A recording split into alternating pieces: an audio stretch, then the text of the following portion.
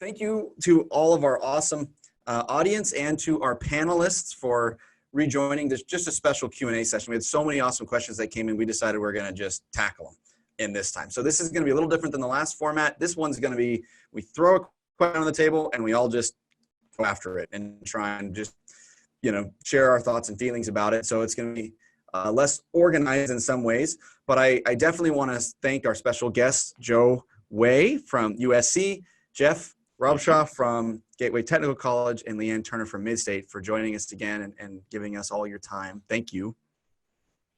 Thank you. This was great. Yeah. And I got to thank Paul Bogan too, who covers the Southwest region for WolfVision and has got kind of the scoop on the street from a lot of colleges he's talking to as well. So let's dive in. So what we're going to do is we've got a bunch of questions we promised we would get to start, and then we're going to have plenty of time for other questions. So please ask your other questions early, and then we're going to try and filter through those, and hopefully we're not going to run out of time again. So first question, how might flipped classes work online? Yeah, flipped classes. So we're thinking about teaching. Yeah, go ahead. Yeah, I was just talking about it. So obviously a flipped classroom is where the lecture content or some of the preparation happens outside of class, and then during class you do more discussions, interactive, engaging with the content. So I think it's a logical thing. So I think some of that other content could come to folks ahead of time online, short recorded lectures, short assignments to go out and engage with content ahead of time. And then when you come to class and you're on Zoom, you can break out into small groups, you can discuss with one another, engage with your instructor. I think it's I think it's like a match made in heaven. It's like a perfect congregation of things that all make it possible right now. And I think that keeps us from doing the 3-hour lecture via Zoom, which we know is not good neuroscience or learning theory, but it allows you that chunking because I can go learn it. Now I'm going to interact with it. Mm-hmm. Yep, absolutely. And it's funny because I think that the move we've had to make has actually, we've been doing flipped classrooms accidentally on purpose, right? We are making that, in having to, as faculty recognize they have to just get more material out and post it and move from synchronous to asynchronous and then take advantage of that, virtual FaceTime that there is. They're doing it without having to plan it, right? It's just the natural evolution of what we've been seeing. So I think one of the big benefits going forward also is, and I'll take my welding department as an example, they didn't really have a whole lot online. Now they do. Now they've identified 4 classes that they're doing as hybrid, even when we go back face to face. So that theory and content will be online, but then they come into the lab and do their skills. It sounds like you're saying the flipped classroom component, they've realized the need for more flipped classroom when they were bound by the limitations of web conferencing. That's like, we really need students to participate in these areas. So we're definitely going to have in-classroom experiences.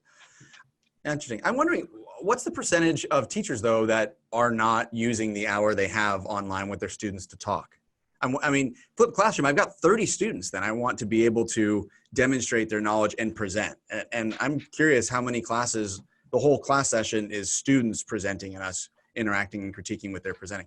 I wonder. I think it's hard to judge how any individual instructor is leveraging these tools, but I think that at Gateway, the ones that are doing it well, in my opinion, are engaging with those students during that hour of Zoom synchronous time.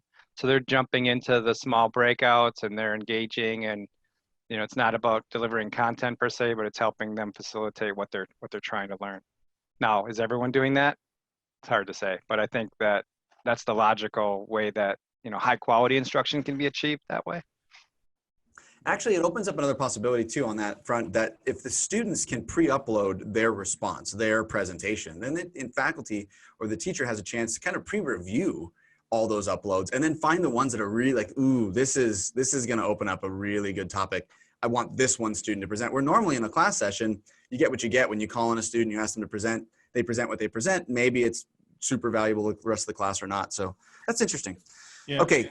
I'd be curious to know how much extra planning faculty are doing. I would be really shocked to hear that's what's happening. I didn't want to say it. Yeah, but that being said, there definitely have become other opportunities for, as I think we mentioned the last time, just the fact that the faculty have become more real when you see their pets and their real life. And that since our last conversation, I had other conversations here and brought that up with some student workers, and they've completely validated that. They completely, that the stoic, I'm afraid to approach you because you have a PhD after your name, has now become, we're all going through life together.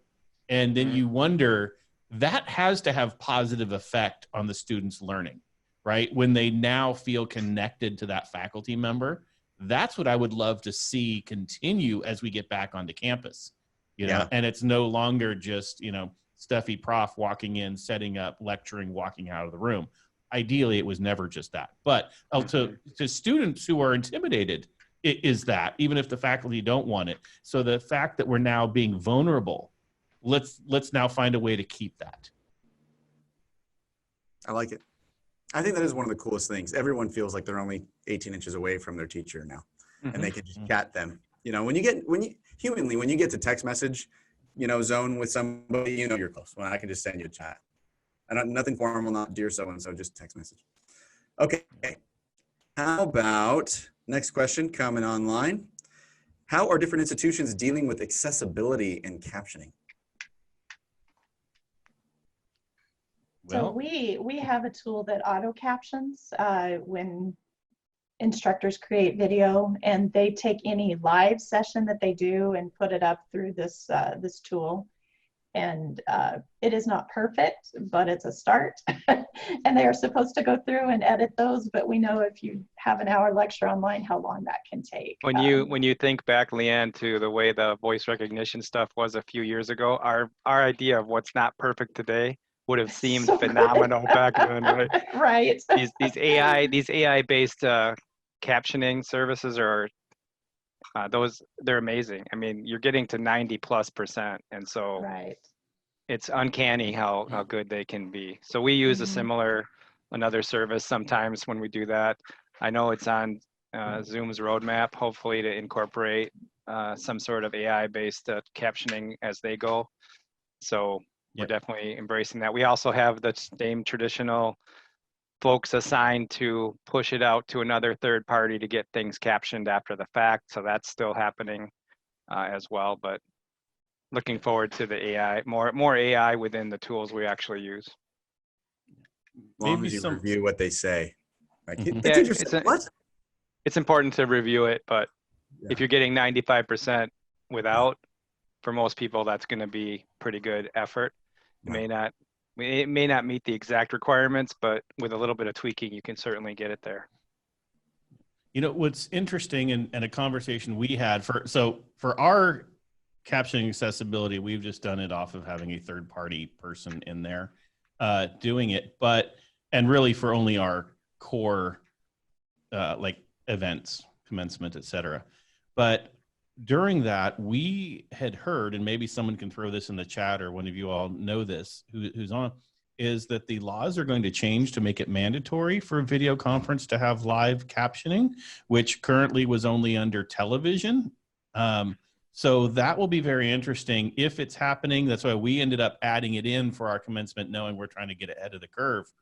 If that happens, will you now start to see that just as a Zoom feature, right? If it becomes law that you have to do it live, then every one of the video platforms and the collaboration platforms is going to have to provide it, right, to some level, and without having those added costs. So that'll be interesting to see how that develops too. Well, and so I was talking to University of Michigan yesterday, and Brian Grossman said he was on a Google meeting, whatever Google's calling their video now. And he said that they had live transcription and captioning built in, and he was playing with it. He actually said he was really impressed. That's the first time I've seen it actually in video conferencing software. Well, Google has it built in. So for one workaround that we've seen, if you are presenting a Google slideshow, if you're presenting locally and you speak, it will transcribe what you're saying and auto caption it. So there's kind of convoluted workarounds where you can then pull that in and use that in your other online sessions and things like that. But we've we've done that for some online videos, like using a tool called Loom, you're probably familiar with. So it's a way to generate small on-the-spot videos about a web page or whatever you want to have in front of you. Well, to caption that, just be presenting in front of a Google slide deck, and it'll auto-generate the captions as you go. So it kind of solves it up front without an extra step. PowerPoint also has that now. They've got it in the Office 365 version. And if you turn on a certain piece of it in the on-premise version or the desktop version, you can do that also. And that's pretty new, I think. And I'm curious, I mean, I'll throw this out. I mean, our friends at Panopto, you know, our WolfVision technology, the Synapse stuff, can record right into Panopto. And I think they do a really nice job of transcription and captioning in the post-recording process, right? You can send a file to them, and they'll also do a really nice job from what I've heard. I don't know if you know of any other vendors like Kaltura, MediaSite, all that also can do the same. Have you, Joe, or Leanne, can you? We use Panopto, and we're getting our 90 to about 90% accuracy. Yeah, we're a Panopto client too. Okay. We also use we play media. Yeah.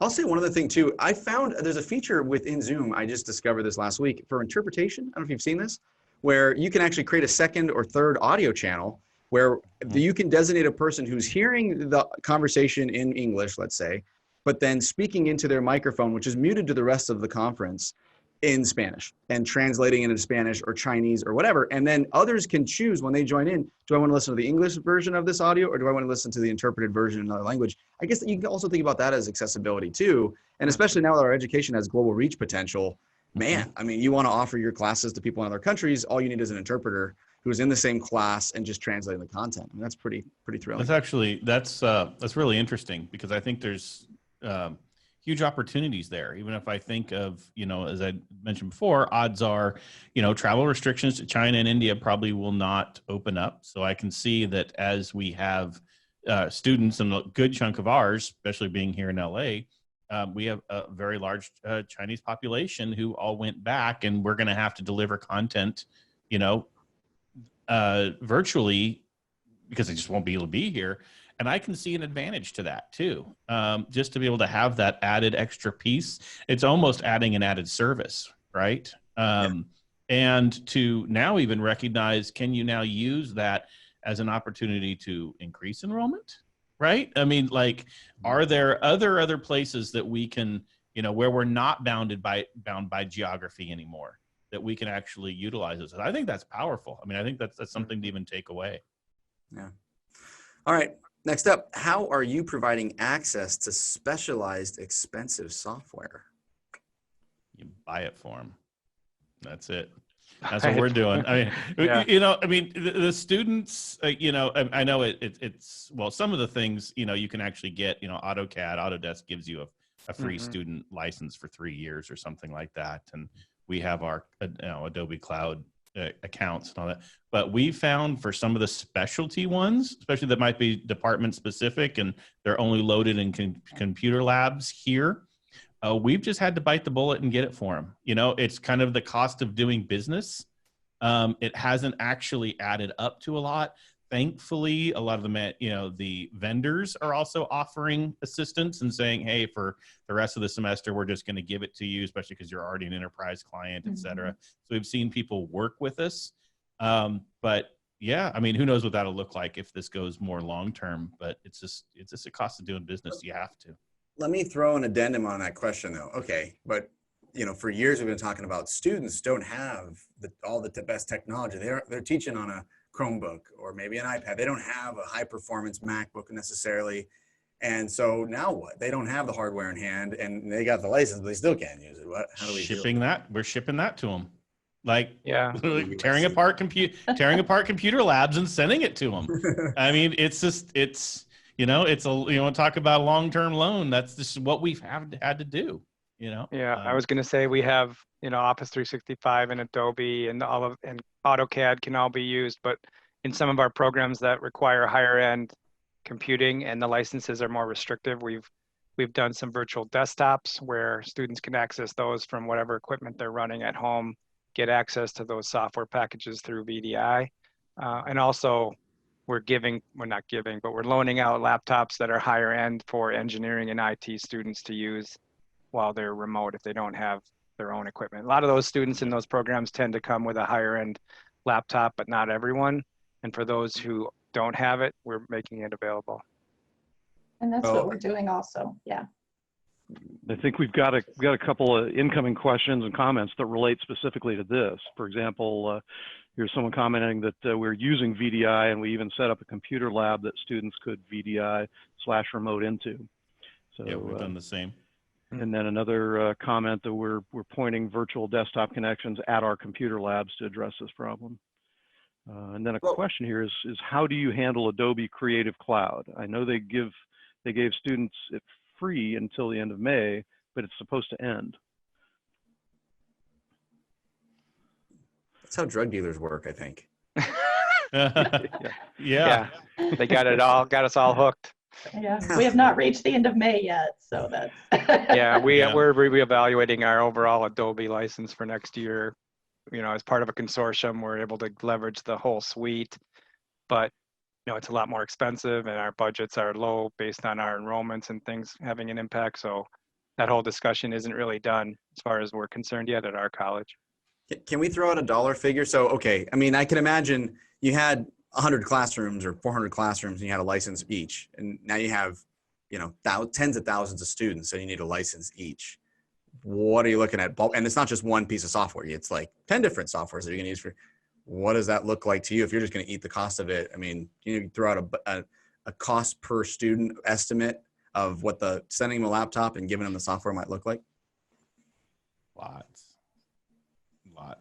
You know, I don't know an exact dollar, but again, I think it just comes. I know that we have people who are looking into that, and you just have to weigh it. You know, we've also found the majority of students have it themselves too. Whereas, like, even as we were going through our worst case scenarios, or even our best case scenarios, our demand didn't even reach our best case scenario, right? It hasn't actually been as much of a lift. Maybe we're an anomaly. I don't know. But, you know, as I said, I would be shocked too if, like with Adobe, that they don't extend it or find some ways to work with universities who have to move online that have already been announced, work on special licensing packages. They, you know, the picking it to go till May for free was arbitrary at a certain point when we were all just going crazy, and to help us with the lift. So I think that as we start to have negotiations and we do this, you know, we're doing it at an enterprise level. Everyone's doing it at an enterprise level. We're doing it as a vertical level, right? That you're going to see these companies still continue to work with us. Obviously, they can't continue to give it away for free, but we're going to probably see a lot of good licensing agreements. Yeah. And Leanne, I thought you had a virtual background. That is either you have the greatest video playing, or I'm sitting thinking, oh, how cute! What a great virtual background of just your home life. Oh, and my husband just drove up, and my dog is super excited. So I apologize. He's even got the gardening gloves. Like, hey, let's go play something. Let's go outside. Even the dog's feeling COVID-19.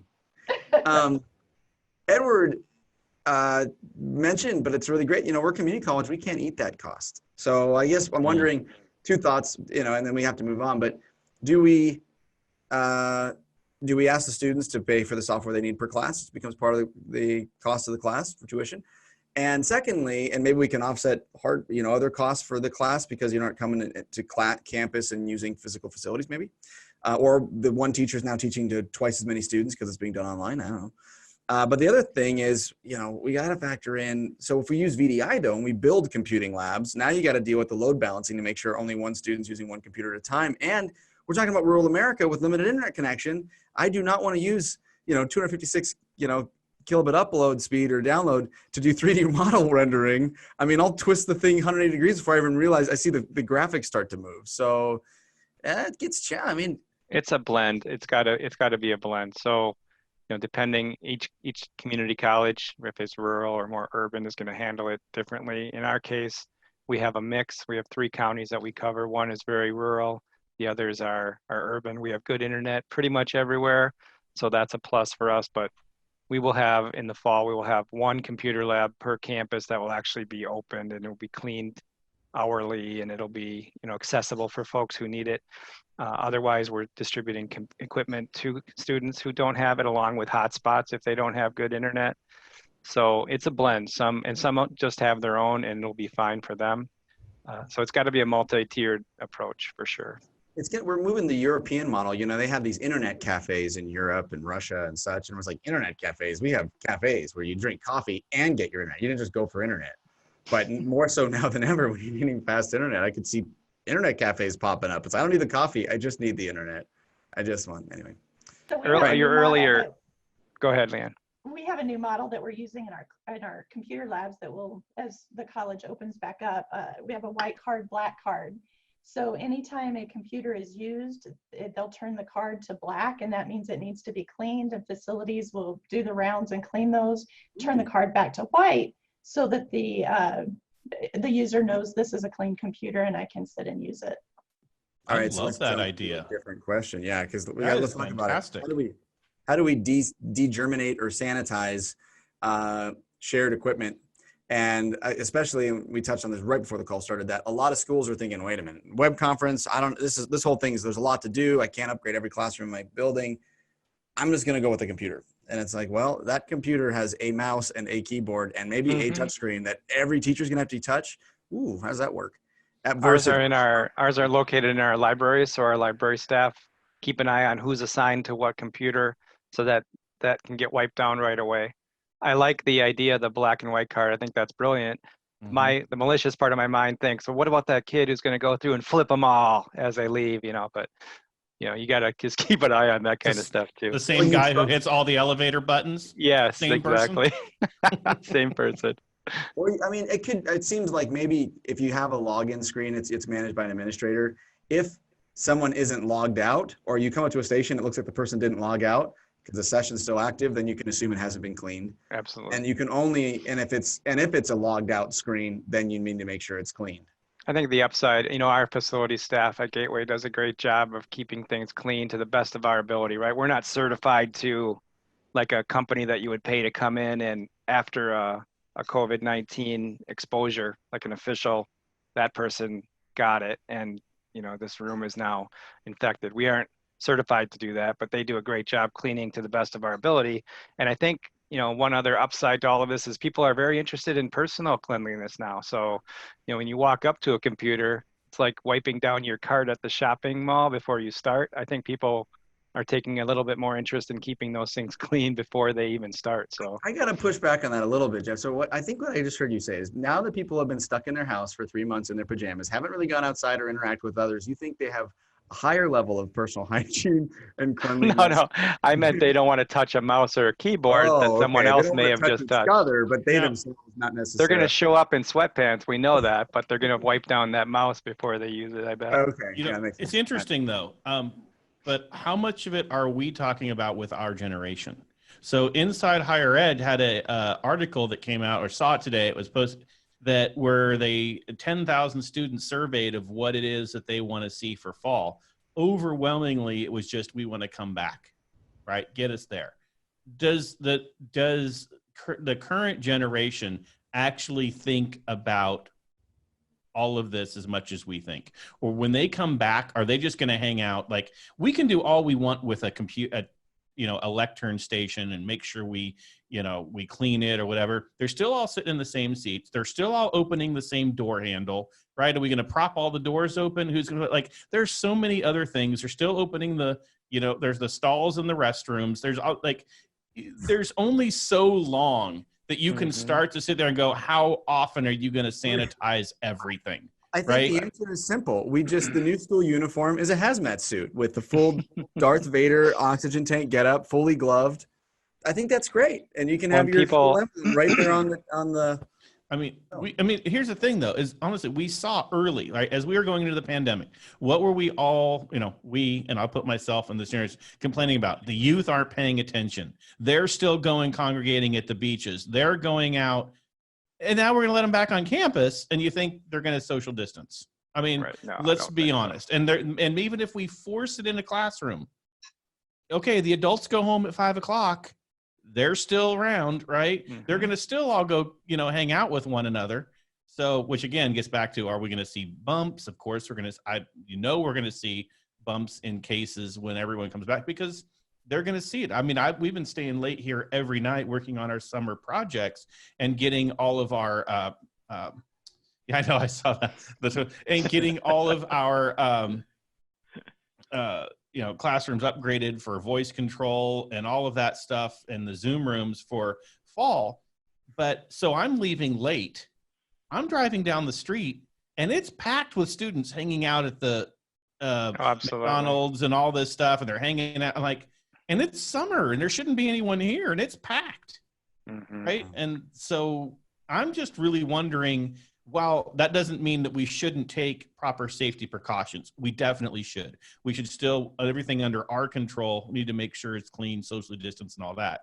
It is going to come down to individual responsibility, and are you washing your hands?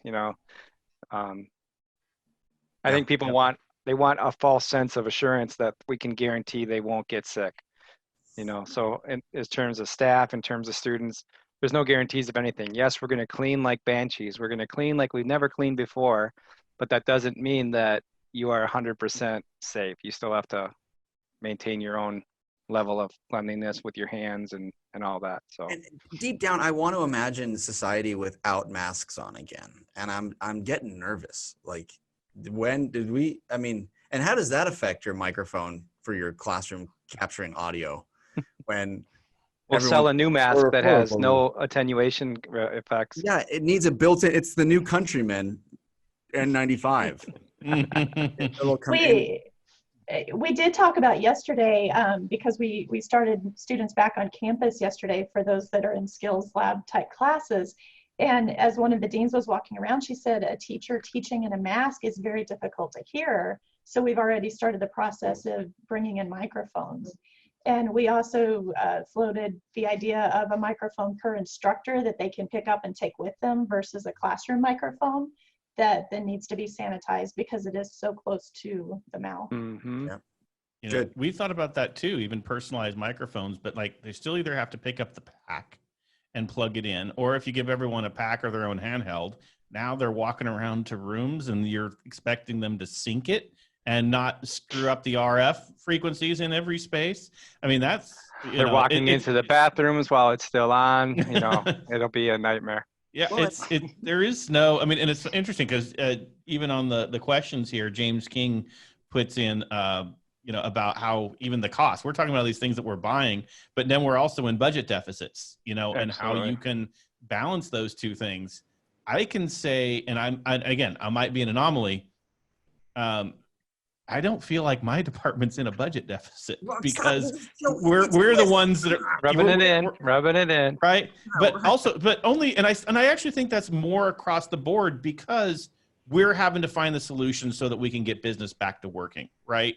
So it doesn't mean that there aren't cuts in the institutional level. We're losing money, but the fact is, if we can't find solutions to help students get back on campus, then we all lose. And therefore, it's all of our departments that are the ones that are having to answer that.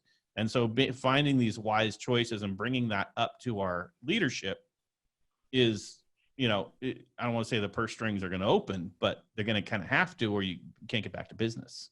All right. Well, we're right at the halfway mark. So we have a very special bonus question. How did Jeff turn his rock from pink to blue? And what is the red glitter Doberman beneath it? Yeah, that's. You don't have to answer that one. We can just move on if you want. But no, we want to know. Inquiring minds want to know. Inquiring minds want to know. That is offspring art on the glitter or the sequin box, the storage box that has the little sequins on the front. And when you rub them the wrong way, they go a different color. I love it. So that's what that is. And what about the crystal? Do you rub the crystal the wrong way? That is a Star Trek, the original series throwback, in case anyone probably mentioned that in the chat. So if you remember the episode where they're on the frozen planet and they're heating up the rock with their phasers to get warmth off of it. Anyone? Star Trek was a show that came out in the 60s for those of you who Okay. But yeah, so it can be any color. Nerd alert. Okay. Nerd alert. Yeah. All right. Hey, this is a good example of that personalization that our students and instructors are feeling right now. And I think now you know if you see me in person to run the other way. A Star Trek fan. Oh my gosh. No, just greet you differently. That's all. Exactly. Hey, and that how appropriate is that given the new no shaking hands thing? So Right. True. Yeah, you're right. It Maybe works. that's what happened to the Spock planet. Okay. So we are already seeing manufacturer inventory dry up because of the increased demand and limited supply. So every school is trying to upgrade right now, and some of them haven't even figured out their plan yet, and we're already almost in June. What are your plans if the new equipment you're planning to order gets back ordered and is unavailable for the fall? So we make this whole glorious plan of how we're going to let students come back, and it's like, oh, sorry, you won't have inventory till, spring of 2021. What do we do? Thoughts? Lots of prayer. So far, I haven't seen it much. I mean, I think the major manufacturers have pretty much noted that supply chains are doing all right. But I do foresee that this will happen very quickly, especially now that we're all coming to the end of the semester. And a lot of our plans are probably starting to come into effect and be approved, and POs are going to start to get pulled, and we might see a change in that. Hopefully the manufacturers are able to continue working in business. We've heard from most of the major, at least all the control systems, et cetera, are still working. So hopefully they'll be able to stay on top of demand. I'm assuming WolfVision the same. Paul hasn't told me that my requests are going to be low in supplies. So I'm assuming it's all the same, but it'll be interesting to see what happens, mid-June as all our POs really actually start getting pulled.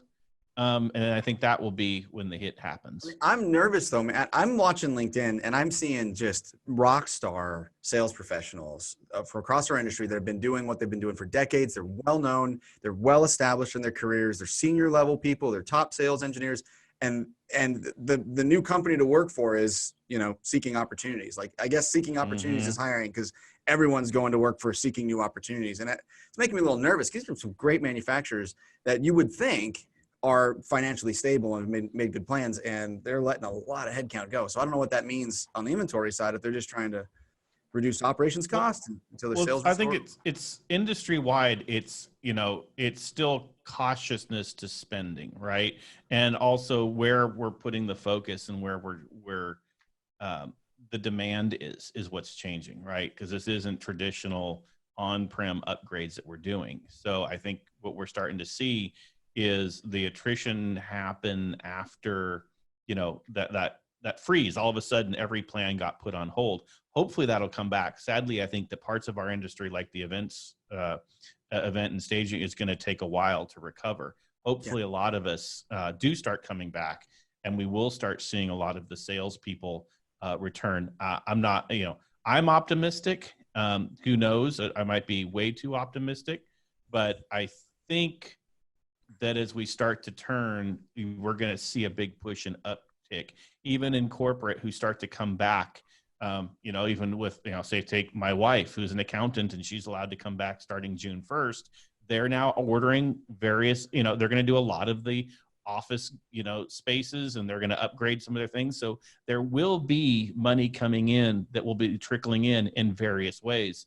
I think it was the shock that really hit it, and we don't know how that's going to shape up.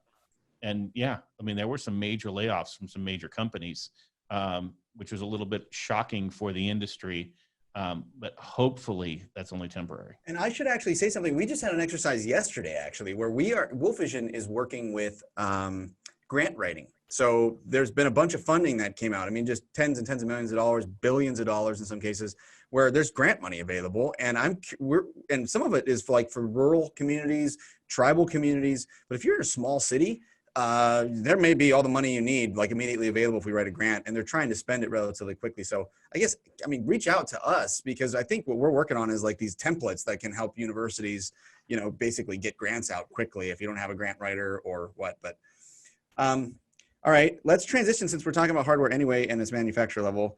We have the question is, how are campuses using WolfVision's sign app and visualizers to support new learning models? And you mentioned, Joe, you guys have been using our presentation cameras. Jeff and Leanne said they're using Synapse, so people asked about it. You maybe just share what you're doing, what you like about it, what you don't like about it, what you do differently, and don't pull punches just because Paul and I are on the line. Yeah, we haven't been able to use our sign-apps that are in our classrooms very much at this point because everyone's remote. But definitely our plan is to, integrate Zoom with those devices, and then also to add cameras, external cameras to them, so that when we do come back in this stepwise gradual fashion, that instructors can start to record higher production value video from where they normally would teach, and then move on from there and distribute that using web-based tools. So And you we're need to doing sign the up for same. web conferencing. We're doing the same. We're really looking at a hybrid of in-person and people joining via web conferencing. And the beauty of the sign app is that anything I share, whether it's my document camera or I'm on the touch screen or whatever, I'm getting that same content broadcast to my my students on the other side of the computer. So it's just been a really big part of what we're doing that I think will make it as seamless as possible. We've already been doing this with a couple of our classes, so they, just because of the location of some of the students, and it has worked beautifully. So we're excited about rolling it out to more places on campus. And Joe, before we get into the visualizers, a conversation came out yesterday with the guys at University of Michigan about, okay, are we going to record our sessions? Because we're going to, in some cases, not allow students to come to class. They're going to have to take it virtually. What happens if the cloud recording fails? Like it doesn't get there, or they forget. Do we have a backup plan? Are we going to find a way to do local recording also while we're web conferencing and streaming it? Or just tell your students, sorry, you missed that session. Or you can ask the teacher to teach it again for the sake of those students that, the recording didn't hold. So is capturing a local version of that content and using recording even more necessary now that this is the only content the student has access to if they can't come to class? Why are you adding more to our plate? Come on now. We are telling everybody to record a local copy. That's obviously up to them. We don't have the hardware installed in order to add that as an extra appliance. And yet in the cost to do that would be pretty tremendous. But you're right. I expect that even as most are just, hit and go, start meeting and go. Hit record button and go. There will undoubtedly be a day where it drops or the network fails or it drops out for a second because of a glitch and doesn't reconnect and it's lost and faculty member doesn't recognize it, and half the class can't see it. That will undoubtedly happen. Hopefully we can mitigate it. And when those things do happen, maybe the faculty member does. They just have to go back to their office and record 30 minutes of whatever was lost, right? And post it. It's just going to be the nature of how, of what we're going to see, I think. And maybe it's even the best way if you start looking at of all of the local copies. Now you have to manage it and have faculty member think of another step to post it, and all those things. And as much as we can take away the stress and the added steps for them, the better it's going to be for the students. Because I think the more we ask of the faculty, the less likely anything gets done. So, but in best practice, it would be fantastic to have. And I'm going to ask you as I bring up a really funny slide. And document cameras. So a lot of schools, document cameras became like the hit. It's the only way I can whiteboard now online easily and such. And I know a lot of schools sent their document cameras home. Our quote requests for document cameras are going through the roof, especially our more economical versions. But I'm bringing up some images of like homemade, cleverly produced document cameras. I like the one with the paint cans. You got an iPad smashed with two paint cans. Part of me feels this almost looks apocalyptic. A little bit like when we've resolved to holding my iPhone with some toilet paper rolls and a rock. Like, love whoa, the PVC options too. Yeah, this is great. I can just cancel my order. Yeah. Yeah. My boss probably isn't going to like that I showed this. But I just think it's funny. Our faculty are either going to get some kind of a presentation camera, document camera, or they're going to do this. And it's not pretty. Yeah. Anyway, good. So, yeah. Have you seen document camera usage increase from home? Teachers, are they saying they need them, they want them, they're using them, they're finding clever ways to do it? But like a local presentation camera, do you think that's a necessary addition for, that's funny word. We diverted a purchase that we were going to make for document cameras for our classrooms for our regular refresh, and instead we purchased them and we're distributing them to instructors to use at home. This camera is one right here. Nice. And so I think it increases the quality and it gives you more flexibility because you can tilt that head and you can use it as a document camera when you're not using it as your webcam. Clever. But we've diverted classroom refresh equipment money to supporting faculty remotely. So I would expect that to continue. The two things that I've heard from our faculty is I wish I brought my document camera home, and I wish I had my second monitor. Those Some of ours just took those as they fled the buildings. Right.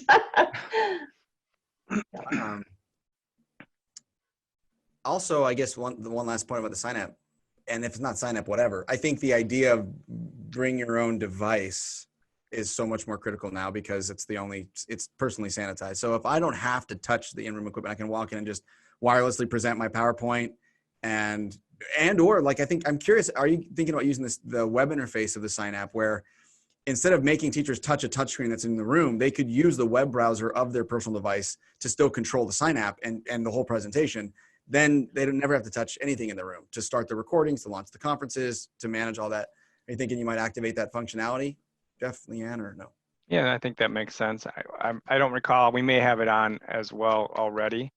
But again, it just gives people whatever they're comfortable with. However you're used to connecting, whatever works best for you, go ahead and use it. That was one of the reasons we like the product so much, is that it allows a lot of different ways to get things done. And we already have several that are using it that way. So it's just, they learn from each other now because the ones that are using it can tout that as a best practice. Mm.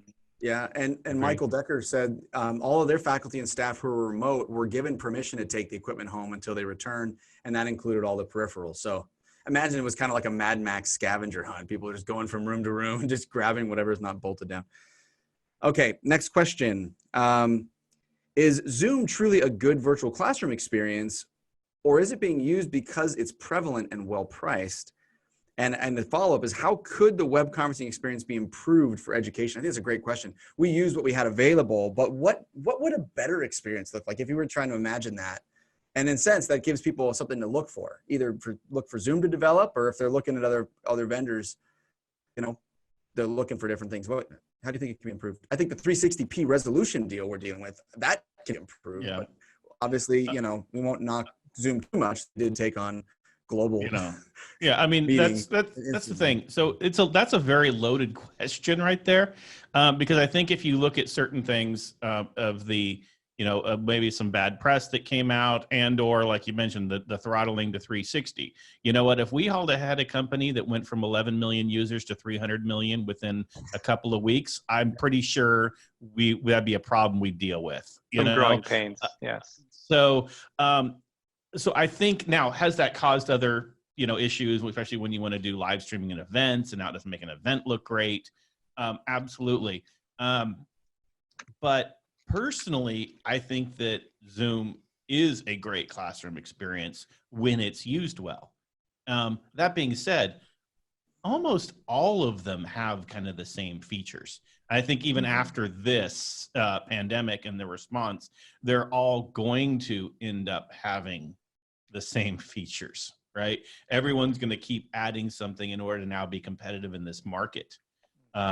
So while Zoom, pulled the rabbit out of the hat, they kind of won the prize to start with, you're going to see a lot of the others catch up. And likewise, I think you're going to start seeing Zoom add a lot of features that others might have had. I think they're all good. I think they all just have to be managed. They all have to be secured, and they all have to be really put together. And I think this is where probably Leanne and Jeff can even speak to this better than me, is making sure that you're doing that on a teaching and learning level, right? That you're getting those other tools out to make sure that the pedagogy matches the technology. And I was going to add that faculty training is key in looking at best practices for teaching in this type of environment. We already have polls. I think polls are huge, and private chat, public chat. I think that's great. Breakout rooms. Yeah. I think so. You have to use. I agree with what Joe said. you have to use it. I think we had put Zoom in just prior to everything starting, and we had done training on it. So, you know, I'll remember it the rest of my career as a perfect timing kind of situation. So we were fortunate that we were implementing that ahead of time. So we weren't trying to put a hodgepodge of different solutions together to try to address this. I don't think we'll ever go back. I think it's, you know, in terms of improvements, we're all looking forward to that AI generated captions and things like that. But, you know, if people would use what's in there and share with one another what their best practices are, that's really where the benefit will be. And this, I think, addresses one of the questions that came up about faculty training. We have an instructional technologist who's also a faculty member for us, and she does a great job meeting regularly every week with people to go over how they're innovating using Zoom, to share training materials. And then, of course, through our IT department, we have all the how-to documents and training accessory or training supplemental information out there as well. But she makes it real for faculty because she is taught and she knows what really works and what doesn't. Yeah. I brought up a screenshot of, this was Avaya, you know, purchased RadVision, but back in the day, the Scopia mobile app had this really cool feature where when someone was sharing content, it would basically do screen grabs of all the slides. And then live as a participant, you could actually go back through everything that was shared prior to that moment and fast forward and go back in this kind of cool gallery view and throw up the last slide. So if the teacher moves on and you don't want the teacher to move on and you don't want to wait till the recording comes out, you can just go, well, wait a second, and go back to what they're watching. I think that's pretty cool functionality. I can also see a deeper, a tighter connection between our LMS and the file management system and the video recording. Right now, the only connection is if the teacher grabs the link, copies and pastes into the video meeting, then you can click the link and maybe get to the file if you're logged in. Mm-hmm. But I could see somehow it's tighter where you're uploading your file, your homework assignments through the portal. I'm giving the link, say, here's the worksheet you're going to create, here's the task, here's the assignment, here's, you know, and so it's something tighter like that. But okay, I think we're good. Move on. All right. Next question. Ooh, this one, I like this one. So I made this comment about how I think on-demand assessment-based learning has got a really fighting chance now to be more attractive. Since we're going to be learning online, why not make it on demand for me and let me test out of stuff as soon as I prove competency? And that some universities were already doing this before COVID. And so one comment that came in on Friday, I want to talk about this, or last week, said, the description of competition in education is alarmingly misguided. Education modeled on estimating competencies via standardized testing is the enemy of real, educationally transformative experiences. What are your thoughts on that? I thought it was awesome. I love it. So basically saying, hey, you know, just to teach to the test or to test, you know, prove competency by testing, that's, you really aren't learning. It's not transformative. The words yours, it's not an educationally transformative experience. If you learn the data and you demonstrate knowledge of the data, you really didn't learn. And I'm wondering, there's a lot to that says, well, is it the way you show me the data, or is it that I'm missing all the context? I'm missing all the classroom discussion. I'm missing the hands-on labs. But in a virtual world, some of that stuff may be missing anyway. So I don't know. What are your thoughts on this? Do you see big reasons why assessment-based learning that lets you test and prove your competency in the topic as subject matter, and then fills in the gaps of where you obviously need more training with modules, video modules, is viable and likely, you know, new strategy we're going to see more of in the future? Or do you think that's really not viable and the traditional you sit for 80 minutes or beyond, like Jeff's son was dealing with this last semester, is going to continue to win out over that new model? Yeah, I think go ahead, Leanne. I was going to say, I think that I think the assessment model can work, but I think there has to be that live interaction with the instructor in those gap areas. You can use AI to fill it in, but it doesn't bring about that same cognitive presence in the classroom. But a hybrid of that is phenomenal, because I'm not wasting my time working on things I don't know, but the things that I do know, but that thing that I don't know, I get that really live interaction with an instructor. And it really does take that instructor and moves them from sage on the stage to the facilitator in the classroom. Mm-hmm.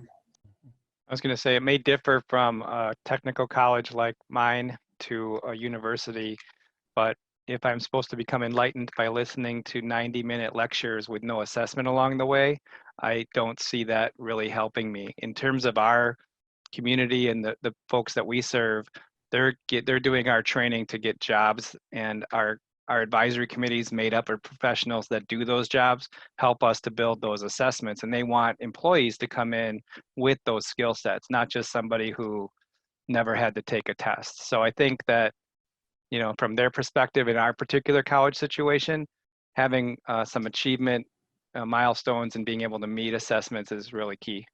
Now, it may not be for a philosophy class or something else, but for what we're doing, definitely. I just got this awesome quote from John Drummond. It says, once a measure becomes a target, it ceases to be a measure. I think that's right, because That's great. it's so true. So somehow the target has to be beyond what we're measuring. Like really, well, I mean that can be built in. So that, you know, my goal is not just proficiency. My goal is you're a stellar rock star in the subject matter, but I'll measure you down to an accept proficiency, you know, something like that. Okay, so really awesome questions have come in. One, well, Ellen mentioned that when sharing content, there's an inability to share multiple content at one time. You can only share one screen. Our sign app users, they don't have that problem because they can have up to 4 sources on the screen at any time and side by sides and all that, and you can change it and out. But for someone who's just using computer, I don't know, it's a problem. Any suggestions on how you would deal with that? Maybe some other third-party software on the PC that makes that possible, or what do you think? Well, even on my computer screen, I can do split screen. I can do quad screen with Windows 10. So you have that ability in screen sharing to do the same thing. I actually did that in a meeting right before this one today. So I know that it can be done. However, I do think from a teaching standpoint, we need to be careful not to overload students visually. How valuable is it to have 2 things up or 4 things up at one time? Without overloading them cognitively. Yep. On top of that, I think the adding 2 to 4 and the quadrant is horrible. I get it. I see why. Because as you said, it's hard to focus on any one thing. You're going to look at one thing anyway, and swapping back and forth, you know, at least maybe having it preloaded. But now let's, again, connect it to the generation. How many of our students are probably watching their class on their cell phone? And if you're going to quad content on, on an iPhone 9, 8, good luck, right? On them seeing that. Plus, then you've got the faculty member. So again, we have to pull this out of what we think. You know, quad, fine. You know, quad view is great. If I'm throwing it up on a 120-inch screen, sure. You know, that's great. I can point to different things. But when I'm looking at knowing that even if I'm sitting here in front of the laptop, which I'm doing, and we're talking this, I've got, you know, the picture of the 5 of us here. You know, if you threw your content up, sure, I could probably look at it, but that's not our demographic that we're selling to, right? Our demographic is looking at their cell phone while they're doing the class, answering texts on that same device, catching up on a YouTube show that they're trying to watch at the same time. So multitasking is not the issue. It's just whether you can visually take it in. Yeah, I've been in a couple of keynotes with our friend Gary Kay, right, at the AVI Live events, and he's been at the E4 event. And he did some really cool stuff at the university where he teaches, where he basically made like a video collage on his projection wall. And he really loves the idea of all this content's up on the screen. And just this morning, I was thinking, like, is that the future or not? I mean, I saw a film, you know, when the first Incredible Hulk movie came out.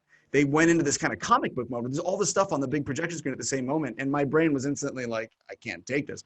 But Gary, I think, really believes that like having lots of stuff on the screen is the way of the future. And I'm curious. I don't know. I mean, I'm not a student.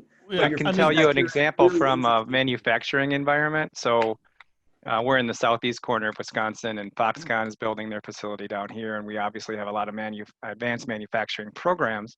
So when you tour some of these facilities, some of their instant displays that show the process going on at all these various lines, what the quality is, the rejection rate, it's a huge interface with tons of data coming at you at the same time. So clearly, and I'm not saying that, you know, having that collage of stuff is the right answer, but there's a manufacturing analog for future careers where people whose job it is to sit in front of that screen and analyze where things are going right and where things might be going wrong in a production line so they can make those instant adjustments.